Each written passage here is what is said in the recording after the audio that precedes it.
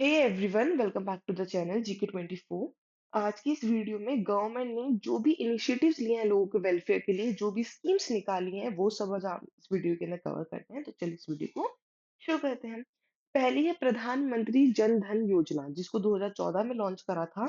इसका ऑब्जेक्टिव था कि इंडियन हाउस होल्ड के अंदर फाइनेंशियल इंक्लूजन प्रोवाइड करवाना, जिसके अंदर जीरो बैलेंस अकाउंट दिए गए थे, इंश्योरेंस कवरेज इसके अंदर प्रोवाइड करवाई गई थी।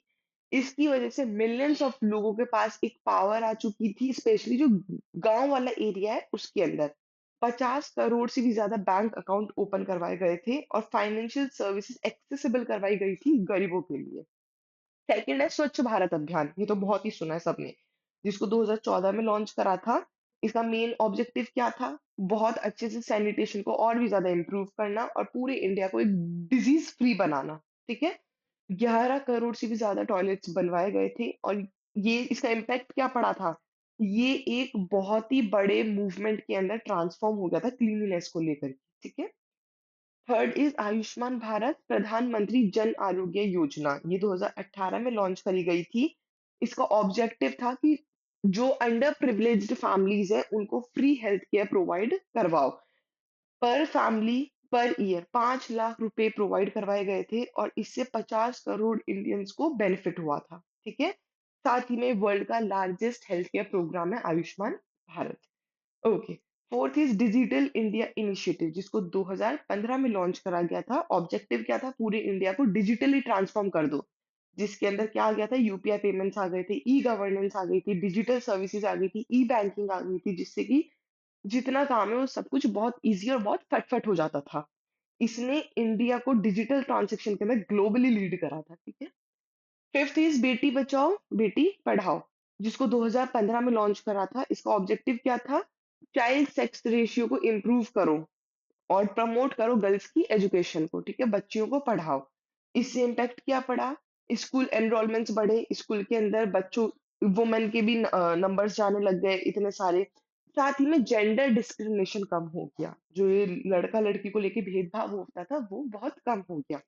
मैसेज क्या था इसका बेटी बचाओ बेटी पढ़ाओ का? Educate a girl educates a generation, अगर तुम लड़की को पढ़ाओगे तो पूरी जनरेशन पढ़ेगी। गोल क्या था इनका? जेंडर इक्वलिटी प्रोवाइड कराना पूरे सोसाइटी प्रोग्रेस के लिए। ठीक है। सिक्स इज प्रधानमंत्री उज्जवल योजना, ये 2016 में लॉन्च करा गया था और इसका ऑब्जेक्टिव था जितने भी घर हैं उनके अंदर LPG free LPG connection provide करवाना। ठीक है। ये 9 करोड़ से भी ज्यादा हाउस होल्ड में बेनिफिट्स रहा था। अब इससे क्या होगा? पहले लोग चूल्हा यूज करते थे, जिससे पहली बात तो पॉल्यूशन होता था और एयर पॉल्यूशन होता था, इस वजह से हेल्थ भी बहुत खराब होती थी। तो इससे हेल्थ इंप्रूव हो गई और पॉल्यूशन कम हो गया। सबसे ज्यादा टारगेट किसके लिए करा गया था? रूरल वुमेन्स के लिए, जो गांव वाली वुमेन्स है उनके लिए करा गया था। ठीक है। वो ही सबसे ज्यादा चूल्हा वगैरह यूज करती थी। Okay. Seventh is make in India, जिसको 2014 में लॉन्च करा गया था। इनका ऑब्जेक्टिव था एक तो जॉब्स क्रिएट करना और मैन्युफैक्चरिंग को बहुत ही ज्यादा बूस्ट करना, कि सब कुछ इंडिया के अंदर ही बनाना चालू कर दो, जिससे कि लोगों को जॉब मिलेगी इंडिया वालों को और मैन्युफैक्चरिंग हमारे यहाँ की बहुत ही ज्यादा बढ़ेगी। एनकरेज करा इन्होंने इन्वेस्टमेंट, कि लोग इन्वेस्टमेंट के अंदर जाओ, इन्वेस्ट करो, चीजें स्टार्टअप खोलो नए नए, लोकल इंडस्ट्रीज के ऊपर फोकस करो। साथ ही में इसका इम्पैक्ट क्या पड़ा था? इसका प्रभाव क्या पड़ा था? इंडिया एक ग्लोबल हब बन चुकी है स्मार्टफोन और ऑटोमोबाइल प्रोडक्शन के लिए। अब तो आईफोन भी इंडिया के अंदर बनना चालू हो चुका है। इसने पूरे इंडिया को बहुत ही मजबूत करा है मैन्युफैक्चरिंग सेक्टर के अंदर इस स्कीम के through. Okay. It is startup India, इसका ऑब्जेक्टिव था एंटरप्रेन्योरशिप फंडिंग, नए नए इनोवेशंस को और भी ज्यादा बढ़ाओ। ये कम से कम 1 लाख स्टार्टअप्स खोले गए थे इंडिया के अंदर। जो टॉप स्टार्टअप है इकोसिस्टम वर्ल्ड वाइड के अंदर, वो इंडिया के अंदर से आता है, हम उसके अंदर स्टैंड करते हैं। ठीक है। इससे फॉस्टर इनोवेशन, साथ ही में इकोनॉमिक ग्रोथ बढ़ी थी इन स्टार्टअप्स के थ्रू। प्रधानमंत्री आवास योजना, जिसको प्रोवाइड करा इसका ऑब्जेक्टिव था कि 2024 तक हर इंसान को घर प्रोवाइड करवा दो। कम से कम 3 करोड़ हाउस प्रोवाइड कराए गए थे। अब इससे क्या होता?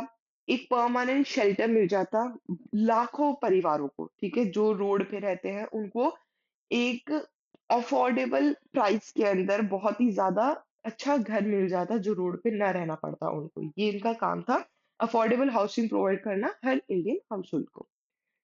Last is Mahatma Gandhi national rural employment guarantee act, जिसको 2005 में लॉन्च करा था। इसका काम था जो रूरल हाउस होल्ड है उनको वेज एम्प्लॉयमेंट प्रोवाइड कराना, 100 दिन की वेज एम्प्लॉयमेंट की गारंटी लेना, ठीक है। इससे इम्पैक्ट क्या पड़ा? लोगों की लाइवलीहुड सुधरी, रहन सहन सुधरा और पोवर्टी और गरीबी बहुत ज्यादा कम हो चुकी थी। साथ ही में इकोनॉमी, रूरल, एक तो गांव की इकोनॉमी और एम्प्लॉयमेंट अपॉर्चुनिटीज रूरल एरियाज के अंदर बहुत ही ज्यादा बूस्ट अप हो गई थी। तो इनसे रिलेटेड अब कुछ एमसीक्यू देख लेते हैं। Which Indian government scheme aims to provide health insurance coverage of up to 5 lakh per family per year for economically weaker section? किन को प्रोवाइड करने की बात करी गई थी? प्रधानमंत्री जनधन योजना में, आयुष्मान भारत में, या प्रधानमंत्री फसल बीमा योजना या अटल पेंशन योजना? ऑप्शन बी, आयुष्मान भारत में ये बोला गया था कि पर फैमिली 5 लाख रुपए प्रोवाइड कराए जाएंगे। Second is what is the main objective of the Pradhan Mantri Ujjwala Yojana? Ujjwala Yojana, providing free food grains to the poor, offering free LPG gas, ensuring electricity supply, या प्रमोटिंग स्किल डेवलपमेंट? तो option B, offering free LPG gas connections to women from BPL household is the right answer, ठीक है। Below poverty line, उनको उन women's को LPG gas provide करवाना। Which of the following scheme was launched to promote financial inclusion by providing banking service to all household? मुद्रा योजना, digital India mission, प्रधानमंत्री जनधन योजना या स्टार्टअप इंडिया? तो option B, digital India mission is the right answer. Banking services provide करवाने की बात करी गई थी इसके अंदर। नहीं, द राइट आंसर इज प्रधानमंत्री जनधन योजना, सी। The fourth question is the Beti Bachao Beti Padhao scheme was introduced to address which of the following issue? Women empowerment through entrepreneurship, declining child sex ratio and promoting girls' education, providing maternity benefits to working women, या ensuring better healthcare for pregnant women।